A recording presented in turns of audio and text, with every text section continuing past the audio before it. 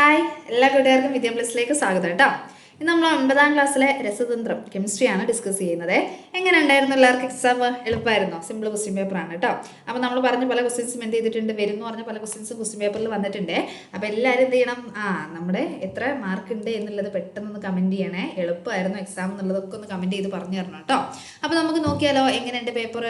ഏതൊക്കെയാണ് നിങ്ങൾ എഴുതിയ ആൻസറും നമ്മൾ പറയുന്ന ആൻസറൊക്കെ കറക്റ്റ് ആണോ എന്നൊന്ന് ചെക്ക് ചെയ്ത് നോക്കാം അല്ലേ.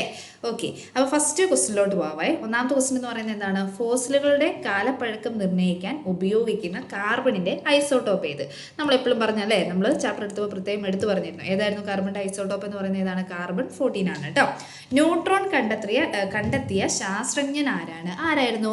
ജെയിംസ് ചാഡ്വിക് ആണ് കേട്ടോ. നിങ്ങൾക്ക് അറിയായിരിക്കും അല്ലേ. അടുത്തത്, ഓക്സിജൻ തന്മാത്രയുടെ രൂപീകരണ വേളയിൽ പങ്കുവെക്കപ്പെടുന്ന ഇലക്ട്രോൺ ജോഡികളുടെ എണ്ണം ഡാഷ് ആണ്. ഓക്സിജന്റെ ആറ്റോമിക് നമ്പർ 8 ആണ്. അപ്പം എത്ര ജോഡിയാണ്, എത്ര ഇലക്ട്രോൺസ് ആണ്, എത്ര ജോഡി ഇലക്ട്രോൺസിനെയാണ് ജോഡികളുടെ എണ്ണം എത്രയാണെന്ന് ചോദിച്ചിരിക്കുന്നത്? 2 എണ്ണമാണ് കേട്ടോ. അടുത്തത്, സുഷിരങ്ങൾ ഉള്ള കാഥോഡ് ഉപയോഗിച്ച് നടത്തുന്ന ഡിസ്ചാർജ് ട്യൂബ് പരീക്ഷണത്തിൽ ഏത് വാതകം ഉപയോഗിച്ചാണ് പ്രോട്ടോൺ ലഭിക്കുന്നത്? ഏത് വാതകം ഉപയോഗിക്കുമ്പോഴാണ് പ്രോട്ടോൺ ലഭിക്കുന്നത് എന്നാണ് ചോദിച്ചിരിക്കുന്നത് കേട്ടോ. അപ്പോൾ ഏത് വാതകമെന്ന് വെച്ചാൽ ഹൈഡ്രജൻ ഉപയോഗിക്കുമ്പോഴാണ് പ്രോട്ടോൺ ലഭിക്കുന്നത്. ഇനി 5ാമത്തെ ക്വസ്റ്റ്യനിലോട്ട് പോവേ. 5ാമത്തെ ക്വസ്റ്റ്യൻ ഏതാണ്? അനുയോജ്യമായ രീതിയിൽ പൂരിപ്പിക്കുക. മെൻഡലിയഫ് പീരിയോഡിക് ടേബിൾ ആറ്റോമിക മാസ്. ആധുനിക പീരിയോഡിക് ടേബിൾ ഏതായിരുന്നു? ആറ്റോമിക നമ്പറാണ് അല്ലേ. ആറ്റോമിക നമ്പറാണ്. അത് നിങ്ങൾക്ക് അറിയാമായിരിക്കും കേട്ടോ. നിങ്ങൾ ജസ്റ്റ് അവിടെ ഒന്ന് എഴുതി കൊടുത്താൽ മതിയേ. നെക്സ്റ്റ് അടുത്ത ക്വസ്റ്റ്യനിലോട്ട് പോയാലോ. അടുത്ത ഏതാണ്? 6 മുതൽ 10 വരെയുള്ള ചോദ്യങ്ങൾ ഏതെങ്കിലും 4 എണ്ണത്തിന് ഉത്തരം എഴുതുക. 2 സ്കോർ വീതമാണ് അല്ലേ. അപ്പോൾ 6ാമത്തെ ഏതാ ചോദിച്ചേക്കുന്നത്? ഉപലോഹങ്ങൾ പ്രധാന ഗ്രൂപ്പ് മൂലകങ്ങൾ ഉൾപ്പെടുന്നു. ഉപലോഹങ്ങൾ എന്ന് പറഞ്ഞാൽ എന്താണ്? ഉപലോഹങ്ങൾ പ്രധാന ഗ്രൂപ്പ് മൂലകങ്ങളിൽ ഉൾപ്പെടുന്നവയാണ്. ഇനി ചോദിച്ചിരുന്ന ക്വസ്റ്റ്യൻ ഏതൊക്കെയാണെന്ന് നോക്കിക്കേ. ഉപലോഹങ്ങൾ എന്നാൽ എന്തായിരുന്നു ഉപലോഹം എന്ന് വെച്ചാൽ? എന്തായിരുന്നു? ലോഹ സ്വഭാവം കാണിക്കൂല, അലോഹത്തിന്റെ സ്വഭാവവും കാണിക്കാത്തവരെയാണ് നമ്മൾ എന്തെന്ന് പറയുന്നത്? ഉപലോഹങ്ങൾ എന്ന് പറയുന്നത് അല്ലേ. ഉപലോഹങ്ങൾക്ക് 2 ഉദാഹരണം എഴുതുക. അപ്പോൾ ഏതൊക്കെ എഴുതാം? സിലിക്കൺ എഴുതാം കേട്ടോ. SI സിലിക്കൺ എഴുതാം. വേറെ ഏതാ എഴുതാൻ പറ്റുന്നത്? ജെർമേനിയം എഴുതാം കേട്ടോ. സിലിക്കൺ എഴുതാം, ജെർമേനിയം എഴുതാം. പിന്നെന്താണ്? അഴ്സനിക് എഴുതാം. പിന്നെ ഏതാണ്? ആൻറ്റിമണി കേട്ടോ. നമ്മൾ ആ ചാപ്റ്റർ പറഞ്ഞപ്പോൾ പ്രത്യേകം അവിടെ എടുത്ത് പറഞ്ഞിട്ടുണ്ട് കേട്ടോ. ഓക്കെ, നെക്സ്റ്റ് അടുത്ത് എന്താണ്? എക്സ് എന്ന മൂലകത്തിന്റെ ഒരാറ്റത്തിൽ 18 ഇലക്ട്രോണുകൾ ഉണ്ട്. പ്രതീകം യാഥാർത്ഥ്യമല്ല എന്ന് പറഞ്ഞിട്ടുണ്ട് അല്ലേ. അടുത്തത്, ഈ മൂലകത്തിന്റെ ഇലക്ട്രോൺ വിന്യാസം എഴുതുക. സിമ്പിൾ ആണ് അല്ലേ. അപ്പോൾ എത്ര ഇലക്ട്രോൺസ് ഉണ്ട്? 16 ഇലക്ട്രോൺ ഉണ്ട്. സോ ആറ്റോമിക് നമ്പർ എത്രയായിരിക്കും? 16 ആയിരിക്കും. അതിന്റെ ഇലക്ട്രോൺ വിന്യാസം എങ്ങനെയാണ് വരുന്നത്? 2, 8, 6 എന്നാണ് വരുന്നത് അല്ലേ. ഈ മൂലകത്തിന്റെ ഗ്രൂപ്പ്, പീരീഡ് എന്നിവ കണ്ടുപിടിക്കുക. സിമ്പിൾ ആണ് അല്ലേ. അപ്പോൾ ഗ്രൂപ്പ് എത്രയായിരിക്കും? പറഞ്ഞ ഗ്രൂപ്പ് എത്രയാണ്? അവസാനത്തെ നമ്പർ, അവസാനത്തെ ഷെല്ലിൽ എത്ര ഇലക്ട്രോൺ ആണുള്ളത്? 6 ആയതുകൊണ്ട് തന്നെ നമ്മൾ എത്ര കൊണ്ട് കൂട്ടണം എന്ന് പഠിച്ചിട്ടുണ്ട്? 10 കൊണ്ട് കൂട്ടണം അല്ലേ. അപ്പോൾ 10 + 6 എന്ന് പറയുന്നത് എത്രയാണ്? 16 ആണ്. ഇനി ഇതിൻ്റെ പീരീഡ് ഏതായിരുന്നു പറഞ്ഞേ? എത്ര ഷെല്ലുണ്ടെന്ന് ജസ്റ്റ് ഒന്ന് എണ്ണി നോക്കിയാൽ മതി അല്ലേ. എത്ര ഷെല്ലുണ്ട്? 3 ഷെല്ല്. ഇത് K എന്ന് പറയുന്ന ഷെല്ല്, ഇത് L, ഇത് ഏതാണ്? M. സോ 3 ഷെല്ലായതുകൊണ്ട് പീരീഡ് എത്രയാണ്? 3 ആണല്ലേ. ഓക്കെ, നെക്സ്റ്റ് അടുത്ത ക്വസ്റ്റ്യനിലോട്ട് പോവാവേ. അടുത്തെന്താണ്? സംക്രമണ മൂലകങ്ങൾ ഗ്രൂപ്പിലും പീരീഡിലും ഗുണങ്ങളിൽ സാദൃശ്യം കാണിക്കുന്നു. കാരണം എന്താണ്? വിശദീകരിക്കാനാണ് പറഞ്ഞേക്കുന്നത് കേട്ടോ. അപ്പോൾ നമുക്ക് കാരണം എന്താ പറയാൻ പറ്റുന്നത്? ഒരേ പീരീഡിലുള്ള സംക്രമണ മൂലകങ്ങളുടെ ബാഹ്യതമ ഷെല്ലിലെ ഇലക്ട്രോണുകളുടെ എണ്ണം എന്ന് പറയുന്നത് എന്താണ്? തുല്യമാണ്. അപ്പോൾ എന്ത് ചെയ്താൽ മതി? ഇതിൻ്റെ ബാഹ്യതമ ഷെല്ലിലെ ഇലക്ട്രോണുകളുടെ എണ്ണം തുല്യമായതുകൊണ്ടാണ് ഇവരെന്ത് ചെയ്യുന്നത്? ഇവരുടെ ഗ്രൂപ്പിലും പീരീഡിലും ഗുണങ്ങളിലും എല്ലാം എന്ത് കാണിക്കുന്നത്? സാദൃശ്യം കാണിക്കുന്നത് കേട്ടോ. അപ്പം ജസ്റ്റ് ഇവരുടെ എന്ത് എഴുതിയാൽ മതി? ബാഹ്യതമ ഷെല്ലിലെ ഇലക്ട്രോണുകളുടെ എണ്ണം എന്ന് പറയുന്നത് എന്താണ്? തുല്യമാണ് എന്ന് ജസ്റ്റ് ഒന്ന് ഇവിടെ എഴുതി കൊടുത്താൽ മതി കേട്ടോ. അടുത്തത് എന്താണ്? ചില മൂലകങ്ങളുടെ പ്രതീകങ്ങൾ നൽകിയിരിക്കുന്നു. ചില മൂലകങ്ങളുടെ എന്ത് നൽകിയിട്ടുണ്ട്? പ്രതീകങ്ങൾ നൽകിയിട്ടുണ്ട്.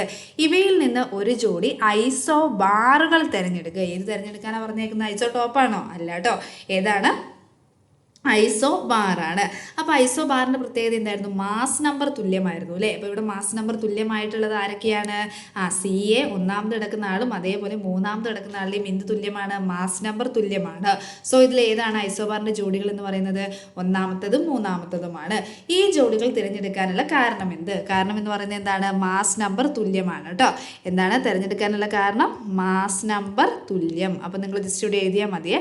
മാസ് നമ്പർ തുല്യം. ഓക്കെ, ഇനി നെക്സ്റ്റ് അടുത്ത ക്വസ്റ്റിനിലോട്ട് പോവാം അല്ലേ. ചുവടെ നൽകിയിരിക്കുന്ന പ്രസ്താവനകളിൽ നിന്ന് അയോണിക സംയുക്തങ്ങൾക്ക് ബാധകമായവ തിരഞ്ഞെടുക്കുക. അപ്പോൾ ഇതിൽ ഏതൊക്കെയാണ് അയോണിക സംയുക്തങ്ങൾക്ക് ബാധകമായത് എന്നാണ് ചോദിച്ചേക്കുന്നത് കേട്ടോ. ഇവിടെ എത്ര ഓപ്ഷൻസ് എത്രണ്ണം നൽകിയിട്ടുണ്ട്? നാല് എണ്ണം നൽകിയിട്ടുണ്ട്. അപ്പോൾ ഇതിൽ ഏതൊക്കെയാണെന്ന് വെച്ചാൽ എയും സിയുമാണ് കേട്ടോ. അടുത്ത ക്വസ്റ്റിനിലോട്ട് പോയാലോ. നെക്സ്റ്റ് അടുത്ത ക്വസ്റ്റ്യൻ ഏതാണ്? 11ാമത്തെ ക്വസ്റ്റ്യനാണ് അല്ലേ. റദർഫോർഡിന്റെ ഗോൾഡ് ഫോയിൽ പരീക്ഷണത്തിന്റെ ചില നിരീക്ഷണങ്ങൾ നൽകിയിരിക്കുന്നു. ഇവയിൽ നിന്ന് എത്തിച്ചേർന്ന നിഗമനങ്ങൾ എഴുതുക. അപ്പോൾ ഇവയിൽ നിന്ന് എത്തിച്ചേർന്ന എന്ത് എഴുതാനാണ് പറഞ്ഞേക്കുന്നത്? നിഗമനങ്ങൾ.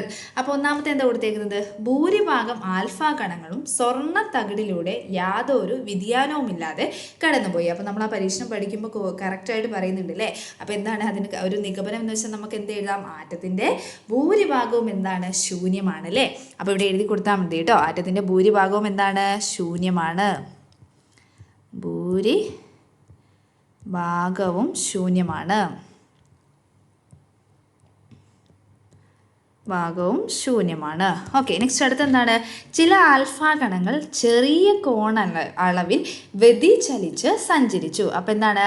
ആറ്റത്തിനുള്ളിൽ പോസിറ്റീവ് ചാർജുള്ള ഭാഗത്തിന് സമീപത്തു കൂടി കടന്നു പോകുന്നു. അപ്പോൾ പോസിറ്റീവുള്ള ചാർജുള്ള ഭാഗത്തു കൂടി കടന്നു പോകുന്നതുകൊണ്ടാണ് എന്ത് ചെയ്യുന്നത്? കോണളവിൽ വ്യതിചലിക്കുന്നത്. വളരെ കുറച്ച് ആൽഫ കണങ്ങൾ മാത്രം തിരിച്ചു വരുന്നു. അപ്പോൾ എന്തുകൊണ്ടാണ് തിരിച്ചു വരാനുള്ള കാരണം? ആറ്റത്തിൻ്റെ മുഴുവൻ പോസിറ്റീവ് ചാർജും കേന്ദ്രീകരിച്ചിരിക്കുന്നത് ആറ്റത്തിൻ്റെ മധ്യഭാഗത്തുള്ള ഒരു ചെറിയ സെൻറ്ററിലോട്ട് അല്ലെങ്കിൽ ഒരു ചെറിയ വ്യാപ്തത്തിലേക്കാണ്. സോ അതുകൊണ്ടാണ് ചിലത് എന്ത് ചെയ്തിരിക്കുന്നത്? തിരിച്ച് പോന്നിരിക്കുന്നത് കേട്ടോ. അപ്പോൾ നിങ്ങൾ ജസ്റ്റ് ടെക്സ്റ്റ് ബുക്കിൽ നോക്കിയിട്ട് ഇവിടെ ഒന്ന് എഴുതിയിടുക കേട്ടോ. അടുത്ത് നോക്കിയാലോ. അടുത്ത ക്വസ്റ്റ്യൻ എന്താണ്? സോഡിയം ക്ലോറൈഡ് എന്ന സംയുക്തത്തിന് രൂപീകരണത്തിന് ഇവിടെ എന്ത് കൊടുത്തിട്ടുണ്ട്? സോഡിയം ക്ലോറൈഡ് എന്ന സംയുക്തത്തിൻ്റെ രൂപീകരണം പരിഗണിക്കാൻ പറഞ്ഞിട്ടുണ്ട് കേട്ടോ. ഈ പ്രവർത്തനം ഇലക്ട്രോൺ വിട്ടുകൊടുക്കുന്ന ആറ്റം ആര് എന്നാണ് ചോദിച്ചേക്കുന്നത് കേട്ടോ. അപ്പം ജസ്റ്റ് ഇലക്ട്രോൺ വിട്ടുകൊടുക്കുന്ന ആറ്റം കണ്ടുപിടിക്കാൻ വേണ്ടിയിട്ട് ആദ്യം ഇതിൻ്റെ രണ്ടിനെയും ഇലക്ട്രോൺ വിന്യാസം ഒന്ന് എഴുതി നോക്കുക. എത്രയാണ്? 2, 8, 1. നെക്സ്റ്റ് എത്ര വരുന്നത്? 2, 8, 7 അല്ലേ. അപ്പോൾ ഇവർ ആരായിരിക്കും ഇലക്ട്രോൺ വിട്ടുകൊടുക്കുന്നത്? Na ആയിരിക്കും. കാരണം അവൻ്റെ അവസാന ശില എത്ര ഇലക്ട്രോൺ ആണുള്ളത്? ഒരു ഇലക്ട്രോൺ. ഇവിടെ ഇലക്ട്രോണിനെ സ്വീകരിക്കുന്ന ആരായിരിക്കും? Cl ആയിരിക്കും കേട്ടോ. അടുത്തത് സോഡിയം ക്ലോറൈഡ് രൂപീകരണത്തിൻ്റെ ഇലക്ട്രോൺ ഡോട്ട് ഡയഗ്രം വരയ്ക്കാൻ പറഞ്ഞിട്ടുണ്ട്. അപ്പോൾ എങ്ങനെയാണ് വരയ്ക്കേണ്ടത്? ആദ്യം Na എഴുതുക. ഇതിൻ്റെ താഴെ 2, 8, 1 ഇലക്ട്രോൺ വിന്യാസം എഴുതുക. ഇവിടെ എന്ത് ചെയ്താൽ മതി? ഒരു ഇലക്ട്രോണിനെ വരച്ചു കൊടുക്കുക കേട്ടോ. ദെൻ പ്ലസ് എഴുതുക. പിന്നെ എന്താ എഴുതേണ്ടത്? Cl എഴുതുക. ഇതിന് ചുറ്റും എത്ര ഇലക്ട്രോണിനെ കൊടുക്കണം? 7. അവസാനത്തെ ഷെല്ലിൽ എത്ര ഇലക്ട്രോൺ ആണോ അത്രയും ഇലക്ട്രോൺ ആണ് കേട്ടോ. 4, 5, 7 ഇലക്ട്രോൺ കൊടുക്കണേ. ഇനി ഗീവ്സ് എന്തായിട്ട് മാറുന്നത്? എന്നയുടെ ചാർജ് എന്തായിട്ട് മാറും? വിട്ട് കൊടുക്കുന്നത് കൊണ്ട് തന്നെ പോസിറ്റീവായിട്ട് മാറും. ഇനി Cl എന്തായിട്ട് മാറും? സ്വീകരിക്കുന്നതുകൊണ്ട് നെഗറ്റീവ്. ഇതിൻ്റെ ചുറ്റും 8 ഇലക്ട്രോൺ വരച്ചു കൊടുക്കണേ. 2, 4, 6, 8 ഇലക്ട്രോൺ വരച്ചു കൊടുക്കണം കേട്ടോ. ഓക്കെ, ഇതിൻ്റെ എന്നയുടെ ഇലക്ട്രോൺ വിന്യാസം 2, 8. പിന്നെ ഇത് എത്രയായിട്ട് മാറും? 2, 8, 8 ആയിട്ട് മാറും കേട്ടോ. അടുത്ത ക്വസ്റ്റിലോട്ട് പോവാം അല്ലേ. ഒരു മൂലകത്തിൻ്റെ ഒരു ഐസോട്ടോപ്പ് ഘനജലം നിർമ്മിക്കാൻ ഉപയോഗിക്കുന്നു. ഈ ഐസോട്ടോപ്പിൻ്റെ പേരെഴുതുക. അപ്പോൾ ഏതാണ്? ഏതോ ഒരു മൂലകം പറഞ്ഞിട്ടുണ്ട്. ഏതായിരിക്കും മൂലകം? ഏതായിരിക്കും? നമ്മുടെ ഹൈഡ്രജൻ ആണ് കേട്ടോ. അപ്പോൾ ഐസോട്ടോപ്പ് എന്താണ്? ഐസോട്ടോപ്പിൻ്റെ പേര് എഴുതാൻ പറഞ്ഞിട്ടുണ്ട്. ഏതാണ് ഐസോട്ടോപ്പ് എന്ന്? ജലം നിർമ്മിക്കാൻ ഉപയോഗിക്കുന്ന ഐസോട്ടോപ്പ് എന്ന് പറയുന്നത് ഡ്യൂട്ടീരിയം ആണ് കേട്ടോ. ടി ആണേ.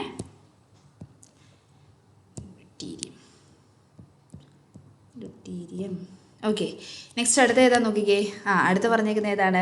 ഈ മൂലകത്തിൻ്റെ മറ്റ് 2 ഐസോട്ടോപ്പുകളുടെ പേര് എഴുതുക. അപ്പം മറ്റ് 2 ഐസോട്ടോപ്പ് ഏതൊക്കെയായിരുന്നു? പ്രോട്ടിയം ഉണ്ട്. പിന്നെ ഏതായിരുന്നു? ട്രിഷ്യം ഉണ്ട് അല്ലേ.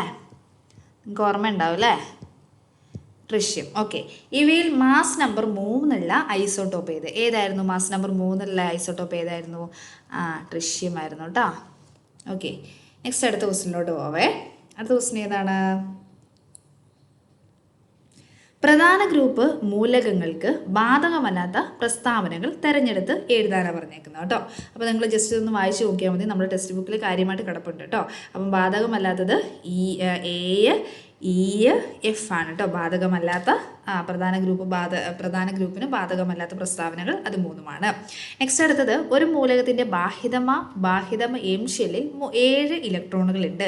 ഇതിൻ്റെ ന്യൂക്ലിയസിൽ 18 ന്യൂട്രോണുകളുമുണ്ട്. ഈ മൂലകത്തിൻ്റെ പൂർണ്ണ ഇലക്ട്രോൺ വിന്യാസം എഴുതുക. സിമ്പിളാണ് അല്ലേ? അപ്പോൾ എന്താ പറഞ്ഞേക്കുന്നത്? അത് എം എന്ന് പറയുന്ന ഷെല്ലിൽ എത്ര ഇലക്ട്രോണാണ്? 7. സോ അതിൻ്റെ മുന്നത്തെ ഏതായിരിക്കും?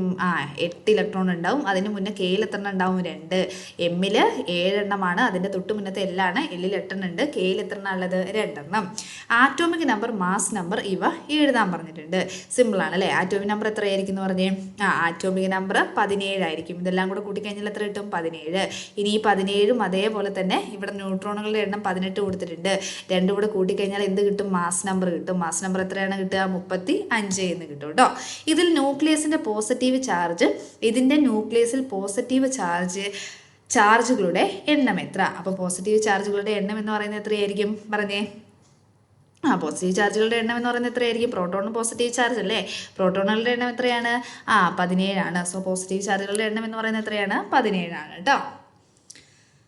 അടുത്തത് 16ാമത്തെ ക്വസ്റ്റിനെ. എന്താണ് 16ാമത്തെ ക്വസ്റ്റ്യൻ എന്ന് പറയുന്നത്? ആറ്റോമിക് നമ്പർ മാറുന്നതിനനുസരിച്ച് ആറ്റത്തിൻ്റെ വലിപ്പവും മാറുന്നു. ശരിയാണല്ലേ? അടുത്തത് ആറ്റത്തിൻ്റെ വലിപ്പത്തിനെ സ്വാധീനിക്കുന്ന ഘടകങ്ങൾ എന്തൊക്കെ? അപ്പം വലിപ്പത്തിനെ സ്വാധീനിക്കുന്ന ഘടകങ്ങൾ എന്ന് പറയുന്നത് ഏതൊക്കെയാണ്? ന്യൂക്ലിയർ ചാർജും പിന്നെന്താണ്? ഷെല്ലുകളുടെ എണ്ണമാണ് കേട്ടോ. അപ്പോൾ ഇവിടെ എഴുതി കൊടുക്കുക ഏതൊക്കെയാണ്? ന്യൂക്ലിയർ ചാർജും ഉണ്ട്, ഷെല്ലുകളുടെ എണ്ണവും ഉണ്ട്. ആറ്റത്തിൻ്റെ വലിപ്പം ഗ്രൂപ്പിലും പീരീഡിലും എങ്ങനെ മാറുന്നു? അപ്പം നമ്മൾ പഠിച്ചതാണല്ലേ? ഗ്രൂപ്പിൽ മുകളിൽ നിന്ന് താഴോട്ട് വരുന്തോറും ആറ്റത്തിൻ്റെ വലിപ്പം എന്ത് ചെയ്യുന്നു? കൂടി വരുന്നു. ഇനി എന്താണ്? പീരീഡിൽ എന്താ സംഭവിക്കുന്നത്? ഇടത് നിന്ന് വലത്തോട്ട് പോകുന്തോറും ആറ്റത്തിന്റെ വലിപ്പം എന്ത് ചെയ്യുന്നു? കുറഞ്ഞു വരുന്നു. നമ്മുടെ ടെക്സ്റ്റ് ബുക്കിൽ പ്രത്യേകം എടുത്ത് പറഞ്ഞിട്ടുണ്ട് അല്ലേ? സിമ്പിൾ ക്വസ്റ്റൻ ആയിരുന്നു ഇതൊക്കെ. നെക്സ്റ്റ് 17ാമത്തെ ക്വസ്റ്റിനെ. അപ്പോൾ ജസ്റ്റ് അതൊന്ന് എഴുതി വെക്കണേ. ഗ്രൂപ്പിലാണെങ്കിൽ മുകളിൽ നിന്ന് താഴോട്ട് വരുമ്പോൾ ആറ്റത്തിന്റെ വലിപ്പം കൂടി വരുന്നു. പീരീഡിലാണെങ്കിൽ ഇടത് നിന്ന് വലത്തോട്ട് പോകുമ്പോൾ വലിപ്പം എന്ത് ചെയ്യുന്നു? കുറഞ്ഞു വരുന്നു കേട്ടോ. അടുത്തത് പട്ടിക വിശകലനം ചെയ്ത് ചുവടെ കൊടുത്ത ചോദ്യങ്ങൾക്ക് ഉത്തരം എഴുതുക. ഇവിടെ എന്താ കൊടുത്തേക്കുന്നത്? ഇവയിൽ ഒരേ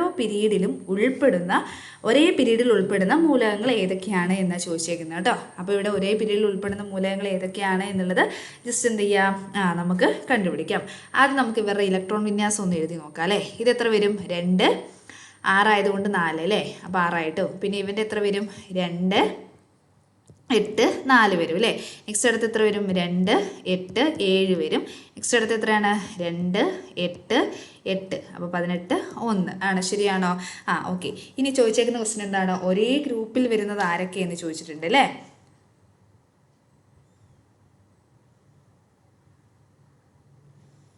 ഓക്കെ, ഒരേ ഗ്രൂപ്പിൽ. ഓക്കെ, ആരൊക്കെയാണ് ഒരേ ഗ്രൂപ്പിൽ വരുന്നത്? ഒരേ ഗ്രൂപ്പ് അല്ലല്ലേ? ഒരേ പീരീഡിൽ. ഓക്കെ, ഒരേ പീരീഡിൽ വരുന്ന ആരൊക്കെയാന്ന് പറഞ്ഞേ? ബിയും സിയുമാണ് കേട്ടോ. ഒരേ പീരീഡിൽ വരുന്നത് ബിയും ഉണ്ട്, അതേപോലെ ഏതുണ്ട്? സിയും ഉണ്ട്. പിന്നെ എ, ബി ഇവയിൽ ഏറ്റവും വലിപ്പം കുറഞ്ഞ ആറ്റം ഏത്? ഏറ്റവും വലിപ്പം കുറഞ്ഞത് ഏതാണ്? എ ആണ്. ഇതിന് 2 പീരീഡേ ഉള്ളൂ. സോ എന്താണ്? 2 പീരീഡ് എന്ന് പറയുന്നത് 2 ആണ്. സോ അതാണ് വലിപ്പം കുറവ്. മൂലകം സിയുടെ ഗ്രൂപ്പ് നമ്പർ കണ്ടെത്തി എഴുതുക. മൂലകം സിയുടെ ഗ്രൂപ്പ് നമ്പർ എന്ന് പറയുന്നത് എത്രയായിരിക്കും? പറഞ്ഞേ 17 ആയിരിക്കും കേട്ടോ. എങ്ങനെ 17 കിട്ടിയത്? ഇതിൻ്റെ അവസാനത്തെ ഷെല്ലിൽ 7 ഇലക്ട്രോൺ ആണുള്ളത്. 7 കൂടെ എത്ര കൂട്ടിയാൽ മതി? 10 കൂട്ടിയാൽ മതി. മൂലകം സിയിൽ ഉൾപ്പെടുന്നത് മൂലകം സി ഉൾപ്പെടുന്നത് ഏത് മൂലക കുടുംബത്തിലാണെന്ന് ചോദിച്ചിട്ടുണ്ട് കേട്ടോ. 17ാമത്തെ ഗ്രൂപ്പിനെ നമ്മൾ എന്താ വിളിക്കുന്നത്? ഹാലജൻസ് എന്നാണ് വിളിക്കുന്നത് കേട്ടോ. ഹാലജനുകൾ എന്നാണ് വിളിക്കുന്നത്. ഓക്കെ, ഇനി 18ാമത്തെ ക്വസ്റ്റ്യൻ അല്ലേ? ഇവിടെ AL 13ഉം 27ഉം. ആറ്റോമിക് നമ്പർ 13ആണ്, 27ആണ് മാസ് നമ്പർ അല്ലേ? ഇതിൻ്റെ ഫസ്റ്റ് ക്വസ്റ്റ്യൻ എന്താണ്? പ്രോട്ടോണുകളുടെയും ന്യൂട്രോണുകളുടെയും എണ്ണം എഴുതുക. സിമ്പിളാണ് അല്ലേ? അപ്പോൾ പ്രോട്ടോണിൻ്റെ എണ്ണം എന്ന് പറയുന്നത് എത്രയാണ്? 13ആണ് അല്ലേ? പ്രോട്ടോൺസിൻ്റെ എണ്ണം എന്ന് പറയുന്നത് എത്രയാണ്? 13ആണ്.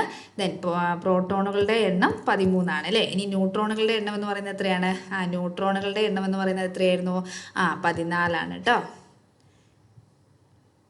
പ്രോട്ടോണിൻ്റെ എണ്ണം 13ഉം ന്യൂട്രോണുകളുടെ എണ്ണം 14ഉം. ഇലക്ട്രോൺ വിന്യാസം എഴുതുക. സിമ്പിളാണ് അല്ലേ? 2, 8, 3 എന്ന് വരും. നെക്സ്റ്റ് അടുത്ത് എന്താണ്? ഇതിൻ്റെ ഓർബിറ്റ് ഇലക്ട്രോൺ വിന്യാസം ചിത്രീകരിക്കുക. എങ്ങനെ വരയ്ക്കേണ്ടത്? ആദ്യം നമ്മൾ ഒരു വട്ടം വരയ്ക്കുക. അതിനുള്ളിൽ എത്ര കൊടുക്കേണ്ടത്? 13 പ്രോട്ടോൺസും ഉണ്ട്, 14 ന്യൂട്രോൺസും ഉണ്ട് അല്ലേ? ദെൻ കെ ഷെല്ല് വരയ്ക്കുക. എത്ര ഇലക്ട്രോൺ വരയ്ക്കണം? 2 ഇലക്ട്രോൺ വരയ്ക്കണം. ദെൻ ഏതാണ്? എൽ ഷെല്ല് വരയ്ക്കുക. എത്ര ഇലക്ട്രോൺ ആണ്? 8 ഇലക്ട്രോൺ. ദെൻ അടുത്ത ഏതാണ് വരയ്ക്കേണ്ടത്? K a L M shell വരയ്ക്കുക. അതിൽ എത്ര ഇലക്ട്രോൺ വരയ്ക്കണം? 3 ഇലക്ട്രോൺ വരയ്ക്കണം കേട്ടോ. 1, 2, 3, 4, 5, 6, 7, 8. ഓക്കെ, അപ്പോൾ ജസ്റ്റ് നിങ്ങൾക്ക് അറിയാമായിരിക്കുമല്ലോ അല്ലേ, നിങ്ങൾ ജസ്റ്റ് എന്ത് ചെയ്താൽ മതി, ഒന്ന് വരച്ചിട്ടാൽ മതി കേട്ടോ. ഓക്കെ, നെക്സ്റ്റ് അടുത്ത ക്വസ്റ്റിനിലോട്ട് പോകാം അല്ലേ. അടുത്ത എന്താണ്, ചേരുംപടി ചേർക്കാനാണ് പറഞ്ഞേക്കുന്നത്. സിമ്പിളാണ് അല്ലേ. ആദ്യം ചാപ്റ്ററിൻ്റെ ഫസ്റ്റ് തന്നെ പഠിക്കുന്നതാണ്. കാഥോഡ് രശ്മികളുടെ പാതയിൽ അതാര്യ വസ്തുക്കൾ വെച്ചാൽ നിഴലുണ്ടാകുന്നില്ല. സോ അതുമായിട്ട് മാച്ച് ആയത് ഏതാണ്, കാഥോഡ് രശ്മി എങ്ങനെയാണ് സഞ്ചരിക്കുന്നത്, നേർരേഖയിലാണ് സഞ്ചരിക്കുന്നത്. സോ ഇത് രണ്ടുമാണ് മാച്ച് അല്ലേ. അടുത്തത് ബി ഏതുമായിട്ടാണ് മാച്ച്, ബി നിങ്ങൾ ജസ്റ്റ് ഒന്ന് വായിച്ച് നോക്കിയാൽ മതി കേട്ടോ, സിമ്പിൾ ആയിട്ടുള്ളതാണ്. ഇനി സി ഒന്നാമത്തതുമായിട്ടാണ് മാച്ച്, ഡി ഏതുമായിട്ടാണ്, രണ്ടാമത്തതുമായിട്ടാണ് മാച്ച് കേട്ടോ. നിങ്ങൾ ജസ്റ്റ് ഒന്ന് വായിച്ച് നോക്കിയാൽ മതി കേട്ടോ. ഓക്കെ, നെക്സ്റ്റ് അടുത്ത ക്വസ്റ്റ്യനിലോട്ട് പോവാവേ. അടുത്ത എന്താണ്, ചുവടെ നൽകിയിരിക്കുന്ന പ്രസ്താവനകൾ അനുയോജ്യമായ മൂലക കുടുംബത്തിൻ്റെ പേരുകൾ ബ്രാക്കറ്റിൽ നിന്ന് തിരഞ്ഞെടുത്ത് എഴുതാനാണ് പറഞ്ഞേക്കുന്നത്. അവസാന ഇലക്ട്രോൺ പൂരണം നടക്കുന്നത് ബാഹ്യതമ ഷെല്ലിൻ്റെ തൊട്ട് മുന്നത്തെ ഷെല്ലിലാണ്. അപ്പോൾ അത് ഏതാ വരുന്നത്, സംക്രമണ മൂലകങ്ങളാണ് കേട്ടോ. അപ്പം എ ഏതാണ് വരുന്നത്, ഇത് ഞാൻ ജസ്റ്റ് നമ്പർ കൊടുക്കാവേ. എ, ബി, സി, അതേപോലെ ഡി എന്ന് നമ്പർ എന്താണ് ലെറ്റേഴ്സ് കൊടുത്തിട്ടുണ്ട്. അപ്പോൾ എക്ക് ഏതാ വരുന്നത്, സംക്രമണ മൂലകങ്ങൾ എ തന്നെയാണ് വരുന്നത് കേട്ടോ. നെക്സ്റ്റ് അടുത്ത നോക്കിക്കേ, സാധാരണയായിട്ട് രാസപ്രവർത്തനത്തിൽ ഏർപ്പെടുന്നില്ല. അപ്പോൾ സാധാരണയായിട്ട് രാസപ്രവർത്തനത്തിൽ ഏർപ്പെടാതിരിക്കുന്ന ആരാണ്, ഉത്കൃഷ്ടവാതകങ്ങളാണ് കേട്ടോ. ഒന്നാം ഗ്രൂപ്പ് മൂലകങ്ങളാണ്. ആരായിരുന്നു ഒന്നാം ഗ്രൂപ്പ് മൂലകങ്ങളുടെ പേരെന്തായിരുന്നു, ആൽക്കലി ലോഹങ്ങളാണ് അല്ലേ. ഇനി പീരിയോഡിക് ടേബിളിൽ ചുവടെ പ്രത്യേകമായിട്ട് ക്രമീകരിച്ചിരിക്കുന്നു. ആരെയാണ് പ്രത്യേകമായിട്ട് ക്രമീകരിച്ചിരിക്കുന്നത്, ആക്ടിനോയിഡ്സിനെയാണ് കേട്ടോ. സോ എന്താണ്, മൊത്തം നമ്മൾ ആൻസർ ചെയ്തിട്ടുണ്ട്. അപ്പോൾ നിങ്ങൾ എന്ത് ചെയ്യുക, നിങ്ങൾക്ക് എത്ര മാർക്ക് കിട്ടുന്നുണ്ടെന്നുള്ളത് നമ്മുടെ കമൻറ്റ് ബോക്സിൽ വന്നിട്ട് പെട്ടെന്ന് കമൻറ്റ് ചെയ്യുക കേട്ടോ. അപ്പോൾ നമ്മുടെ ചാനൽ ആദ്യമായിട്ടാണ് കാണുന്നതെങ്കിൽ ചാനൽ സബ്സ്ക്രൈബ് ചെയ്യുക. Okay, thank